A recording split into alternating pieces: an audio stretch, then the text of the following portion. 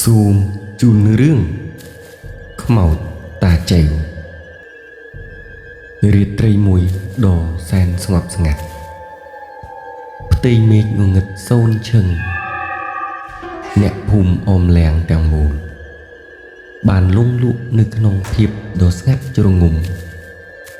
มีนแต่สมเลงจอลบอกเว้ยเว้ยหนึ่งสมเลงสัตยุมเต็กเต็กได้เจียดนตรีในเปรีตรีนือขนมเตะเชื่อโดยจักตรตรูมวยนือไอจีภูมิเมียนโบรอจุมนามเนะชมูตาเจวได้กอดกำปงองกุยใต้มันเนะไอก่อนจีมนุ่มเนะได้กิสกอลธาจีเนะยิ้มเปรย์พนุมหนึ่งจีเนะไทยรักษาปรลึงทอมจิตดอสมอตรองมวยรูตาเจวกอดนิยมในไอไงนี่ฮอตเลยนะเปรย์พนุมยืงไงเลยมันโดยมุนสอตาเจวออกซับรูดเตียงบ่มปุงกุกีหมกจุมวยบองหอยแสงบันไดลางตัวลือเต็กเต็กยุบจรือสงัดจรงุมสรับแต่มีนยุบจุนใบเนี่ยบานโลบลวดโจลหมกนองปรีปุเกมีนชมูถาวิบอลสักดานึ่งปนโลกปุเกจีกรมดาแตงแต่ลวดกับเชิงหนึ่งโบบังสัตว์ขอฉบับวิบอลนี่เยกสักประหยับล้างมุนหนึ่งมีนกี่คืนจำนายไอสัตดาวิญก็นี่เยกซับได้ถาชื่อนุทมนะยืงประกอบจิลุบานทลายเฮ้ยปุ่นโลกนี่เยได้ประหยัดตาเจวกอดตายแต่ละบาทเปยุบนี้เนื้อเป้หนุ่มแต่เจ้ากำปงแต่ดาวบาดเปรย์สรับแต่กอดลือโซสำเลงกัดเชิงก่อนดาวสำดาวตัวโรคสำเลงหนุ่มแต่เจ้าก็คืนให้ดิเยถาชบผู้ไอ้เธอไอ้นั่งวิบอลดิเยแต่งเพยถาตาเจ้าขยมอดเธอไอเต้ยืงกรอนแต่ดากลมสารเลงแต่ปนเนาะตาเจ้านี่เย่ดาวสำเลงขังดากลมสารไอดากลมสารไอหมกกัดเปรย์พนมยืงนังผู้ไอมันคลายบาปดีหรือจำนายไอสักดาโกนี่สปรับคนลู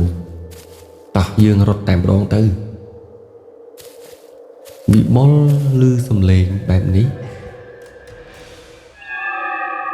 นิยตกันลูกต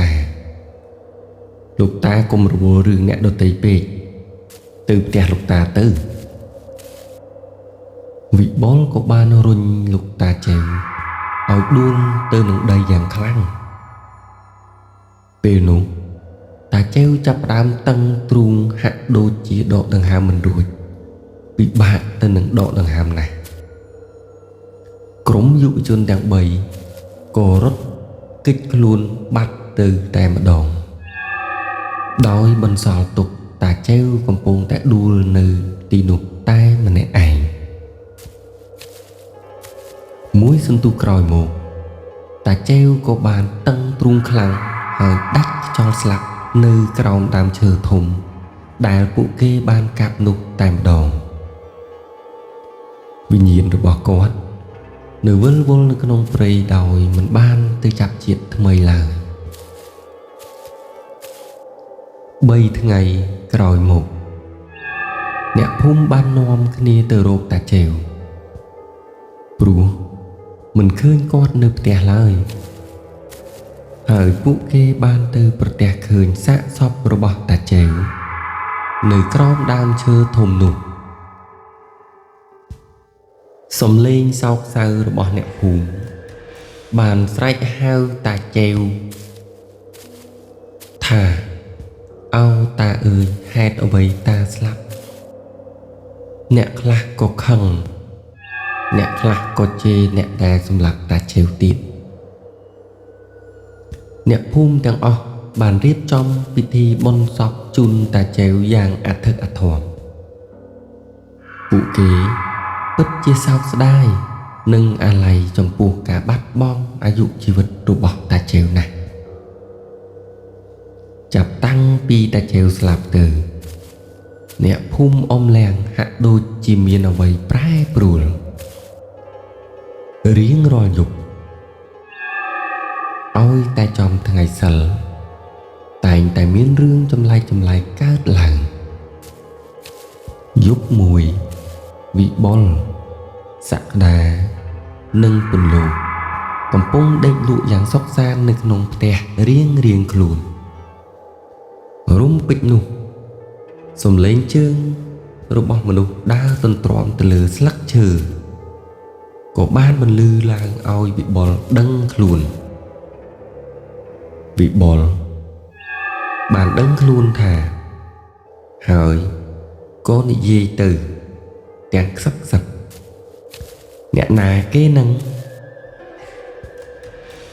ស្រមោលតាចែវបានលេចឡើងនៅឯមាត់ទ្វាររបស់វិបុលតែម្ដងភ្នែករបស់ខ្មោចតាចែវឡើងក្រហមច្រាលដូចឈាមវិបុលស្រែកថាខ្មោចលងហើយរត់ខ្មោចតាចែវបានលើកដៃវាយទៅលើវិបុលយ៉ាងសន្ធប់វិបុលបានដួលទៅនឹងដីបែកពពុះមាត់ហើយដាច់ខ្យល់ស្លាប់ភ្លាមតែម្ដងខ្មោចតាចែវក៏បានបាត់ខ្លួនទៅក្នុងភាពងងឹតដោយបន្សល់ទុកដោយភាពភ័យខ្លាចពេលព្រឹកឡើងអ្នកភូមិបានប្រទះឃើញសពរបស់វិបុលហើយនាំគ្នានិយាយដើមថាជាខ្មោចតាចែវមកសងសឹកហើយ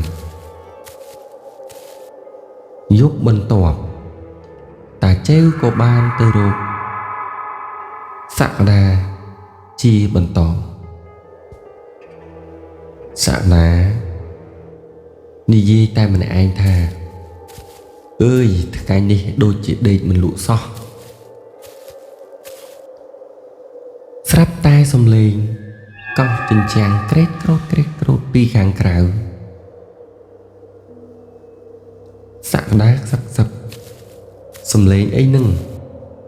អ្នកណាគេមកលេងទាំងយប់ម្លេះខ្មោចតាចែវបានលេចមុខនៅលើមាត់បង្អួចដោយមានទឹកមុខកាចសាហាវសក្តាចាប់ដើមស្រែកខ្មោចជួយផងខ្មោចតាចែវបានលូកដៃតាមបង្អួចចាប់សក្តាជាប់សក្តាបានប្រកាច់ប្រកិនមួយសន្ទុះក៏ដាច់ខ្យល់ស្លាប់បាត់ទៅខ្មោចតាចែវក៏បានបាត់ខ្លួនពីភាពងងឹតនឹងដោយបន្សល់ទុកនូវភាពរន្ធត់ភ័យខ្លាចតែម្ដងពេលព្រឹកឡើងអ្នកភូមិប្រទះឃើញសពរបស់សក្តាហើយរឹតតែជឿជាក់ថាខ្មោចតាចែវមកសងសឹកមែន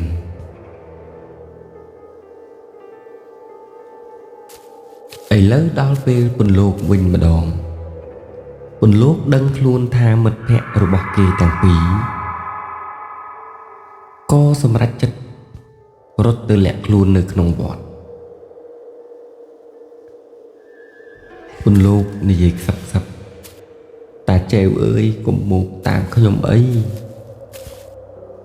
ស្រាប់តែមានសំឡេងជើងមនុស្សដើរមកយឺតពីខាងក្រោយកុដិលោកខ្មោចតាចែវបានលេចមុខនៅនឹងទ្វារកុដិដោយទឹកមុខគួរឲ្យខ្លាចជាងមុនទៅទៀត ពន្លកនិយាយអង្វរទៅលោកតាចែវសូមមេត្តាអភ័យទោសឲ្យខ្ញុំផង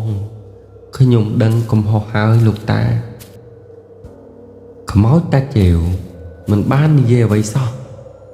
គ្រាន់តែលើកដៃឡើង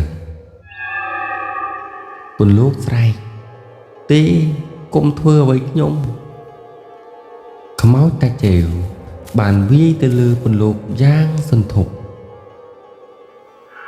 ពន្លកបានដេកដួលទៅនឹងដីស្លាប់បាត់បង់ជីវិតដូចមិត្តភក្តិរបស់គាត់ដែរខ្មោចតាចែវក៏បាត់ខ្លួនទៅនៅក្នុងភាពងងឹតសូន្យព្រឹកឡើងព្រះសង្ឃបានប្រទះឃើញសពរបស់ពន្លករឿងរ៉ាវខ្មោចតាចែវបានល្បីសោះផ្សាយពាសពេញភូមិខ្មោចតាចែវពិតជាសាហាវមែនឥឡូវដល់វេនអ្នកណាទៀតហើយប្រធានភូមិបានទៅជួបព្រះសង្ឃដើម្បីសុំយោបល់ព្រះសង្ឃនិយាយធ្ងន់ដោយសំឡេងកម្មពីរបស់វាគឺជារឿងពិតព្រលឹងតាចែវមិនបានស្ងប់ទេព្រោះគាត់ស្លាប់ដោយសារការឈឺចាប់និងមិនទាន់បានសងសឹក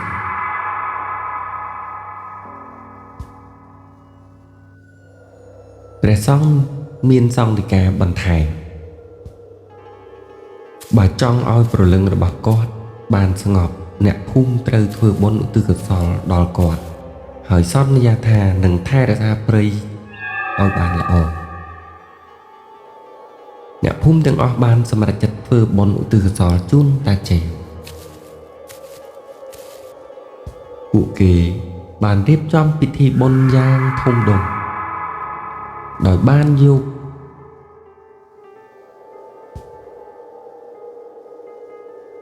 សម្ភារៈទៅសាងសង់ចាក់ដីតូចមួយ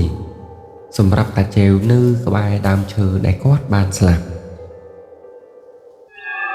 ព្រះសង្ឃបាននិមន្តសូត្រមន្តឧទ្ទិសកុសលជូនព្រលឹងតាចែវអ្នកភូមិបានបួងសួងឲ្យលោកតាចែវសូមលោកតាចែវទៅចាប់ជាតិចុះពួកយើងសូមទោសចំពោះកំហុសខុសឆ្គងកន្លងមកហើយសន្យាថានឹងថែរក្សាព្រៃភ្នំរបស់យើងឲ្យបានល្អផ្សែងធូបហុយទៅលើមេឃព្រលឹងរបស់តាចែវក៏បានស្ងប់សុខចាប់តាំងពីថ្ងៃនោះមកខ្មោចតាចែវក៏លែងរំខានអ្នកភូមិទៀតហើយព្រៃភ្នំដ៏មានសម្រស់ស្រស់បំព្រងសត្វព្រៃរស់នៅដោយមានក្តីសុខសាន្តអ្នកភូមិវិញបានទទួលមេរៀនដ៏មានតម្លៃពួកគេបានចាប់ផ្ដើមថែរក្សាព្រៃឈើនិងធម្មជាតិឲ្យបានល្អក្មេងៗជំនាន់ក្រោយក៏ត្រូវបានបង្រៀនឲ្យស្គាល់ពីសារៈសំខាន់នៃព្រៃឈើនិងការគោរពចំពោះអ្នកដទៃភូមិអមលៀងបានក្លាយទៅជាភូមិគំរូមួយដែលមានបរិស្ថានស្អាតនិងប្រជាពលរដ្ឋរស់នៅដោយមានសេចក្តីសុខដុមរមនាថ្ងៃរៀបលិចព្រៃភ្នំមានសម្រស់ស្អាតត្រជាក់ភ្នែកសំឡេងសត្វយំល្វើយលាយឡំជាមួយនឹងខ្យល់បក់រំភើយអ្នកភូមិបានរស់នៅដោយគ្មានភាពភ័យខ្លាចពួកគេបានដឹងថាការគោរពនិងថែរក្សាធម្មជាតិគឺជាកត្តាសំខាន់រឿងរ៉ាវរបស់តាចែវនៅតែត្រូវបានគេចងចាំជានិច្ចក្នុងនាមជាអ្នកយាមព្រៃដ៏អស្ចារ្យក្មេងៗបានរៀនអំពីប្រវត្តិរបស់គាត់ហើយតែងតែសំពះចាត់ដីនោះជានិច្ចភូមិអមលៀង បានខ្លាចទៅជាភូមិមួយដ៏ស្រស់ស្អាតនិងមានសន្តិភាពព្រលឹងតាចែវក៏បានទៅចាប់ជាតិជាថ្មីដោយបន្សល់ទុកនៅមេរៀនដ៏មានតម្លៃសម្រាប់មនុស្សជាតិរឿងខ្មោចរបស់លោកតាចែវក៏បានខ្លាចទៅជារឿងនិទានប្រចាំភូមិតែត្រូវបានគេនិទានតគ្នាពីមួយជំនាន់ទៅមួយជំនាន់មនុស្សចាស់តែងតែនិទានរឿងនេះឲ្យក្មេងៗស្ដាប់ដើម្បីជាការបង្រៀនដល់ពួកគេអំពីផលវិបាកនៃការលោភលន់និងការមិនគោរពធម្មជាតិក្មេងៗបានស្ដាប់ដោយយកចិត្តទុកដាក់ហើយយល់ពីសារៈសំខាន់នៃរឿងនេះរឿងខ្មោចតាចែវត្រូវបានបញ្ចប់នេះជារឿងរ៉ាវរបស់ខ្មោចតាចែវរឿងនិទាននេះបានបង្រៀនឲ្យយើងចេះស្រឡាញ់និងថែរក្សាធម្មជាតិព្រោះធម្មជាតិគឺជាជីវិតរបស់យើងសូមអរគុណ